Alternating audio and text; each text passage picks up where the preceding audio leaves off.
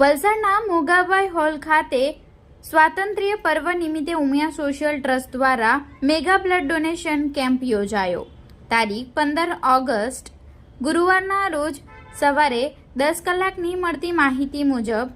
આઝાદી કા અમૃત મહોત્સવ અંતર્ગત દર વર્ષની જેમ આ વર્ષે પણ 78માં સ્વાતંત્ર્ય પર્વ દિવસ નિમિત્તે ઉમિયા સોશિયલ ટ્રસ્ટ વલસાડ દ્વારા મોગાભાઈ હોલ ખાતે મહારક્તદાન શિબિરનું આયોજન કરવામાં આવ્યું હતું, જેમાં મુખ્ય મહેમાન તરીકે વલસાડ પોલીસ અધિક્ષક ડોક્ટર કરણરાજ વાઘેલા,